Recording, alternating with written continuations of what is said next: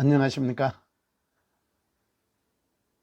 오늘도 유튜브 방송을 하면서 세상과 소통하는 문찬수 목사입니다. 오늘 우리가 살펴볼 말씀의 제목은 하나님이 세상을 이처럼 사랑하사 라고 정해 보았습니다.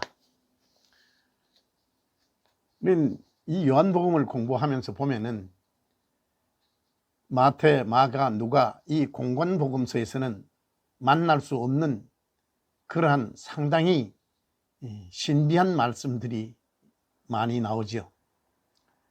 우리가 지난 시간에 공부했는 우리가 성령으로 거듭나지 아니하면 하나님 나라를 볼 수 없느니라 하는 이러한 말씀, 우리가 쉽게 이해될 수 있는 말씀이 아닙니다. 아주 직설적으로 말씀을 드리면은 우리가 예수 그리스도 안에서 다시 태어나지 않으면 천국은 없다, 하나님 나라는 없다, 그러한 이야기입니다. 그 말을 들은 니고데모가 그렇다면 내가 어머니 뱃속에 다시 들어갔다 나와야 합니까? 라고 묻지요. 너는 유대의 선생이면서도 그것도 잘 모르느냐라고 말씀하시면서 그 일은 성령이 하신다, 그렇게 말씀을 해 주십니다. 우리가 어머니 뱃속에서 태어나는 그 일은 내가 태어나고 싶어서 태어나는 일이 아니지 않습니까? 마찬가지로 하나님께서 그리스도 예수 안에서 새로운 생명으로 태어나게 해 주셔야 되는데 그 일을 성령 하나님께서 해 주신다, 그런 말씀입니다. 이렇게 말씀을 하지만은 이 말씀을 알아듣는 것도 성령께서 도와주지 아니하시면은 제가 드리는 이 말씀조차도 우리가 알아들을 수 있는 실력은 우리에게는 없습니다. 그런데 하나님께서 우리를 왜 그리스도 예수 안에서 새로운 생명으로 태어나게 해 주셨느냐, 그 이유를 요한복음 3장 16절에서 이렇게 설명을 합니다.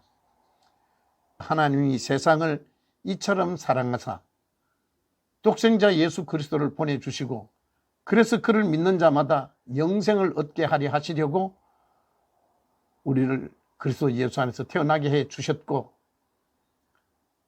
그래서 우리가 하나님의 백성으로 살아가게 해 주셨다라고 설명을 해 주시는데 그 말을 알아들을 수 있겠습니까?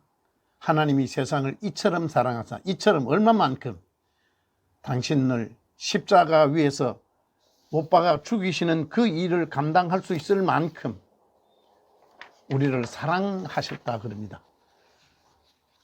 그런데 그 일을 사도 바울은 우리에게 이렇게 설명합니다. 그런데 이 세상에서 부모가 자식을 위해서 죽을 수 있을런지 모르겠습니다만은, 그러나 하나님이 우리를 얼마나 사랑하셨으면 당신의 목숨을 주시기까지 사랑하셨다 그럽니다.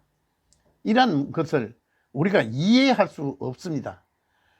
로마서 5장 6절에 우리가 아직 죄인 되었을 때, 로마서 5장 8절에 보면 사도 바울은 곧 우리가 원수 되었을 때, 하나님과 원수가 되어 있는 그때에 우리를 사랑해 주셨다 그럽니다. 그래서 그 죄값을 치러 주심으로 우리를 하나님 백성으로 만들어 주셨다, 그렇게 이야기를 합니다.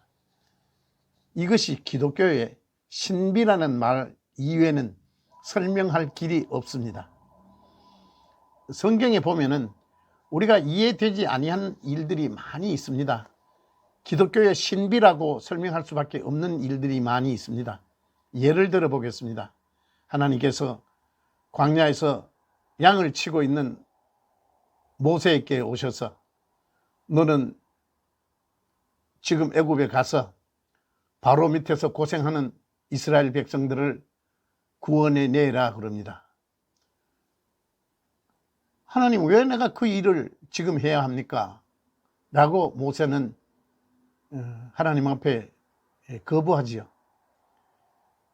모세는 하나님이 그 일을 시키실 때 모세 나름대로는 생각이 있습니다.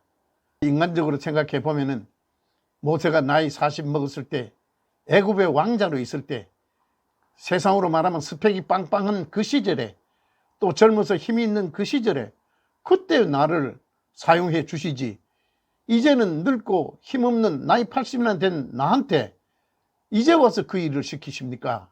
하는 항의가 그 속에 담겨 있으리라 저는 짐작해 봅니다.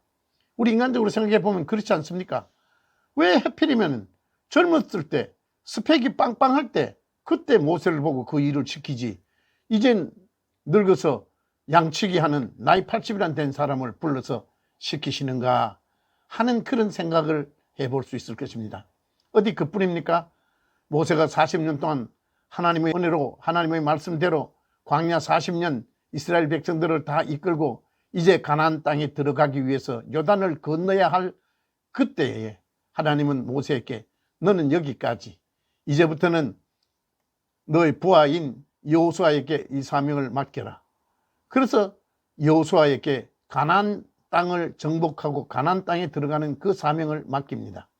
우리 인간적으로 생각해 보면 지금까지 경험으로 보나 무엇으로 보나 모세가 여호수아보다는 훨씬 더 그 일을 잘할 것 같아 보입니다.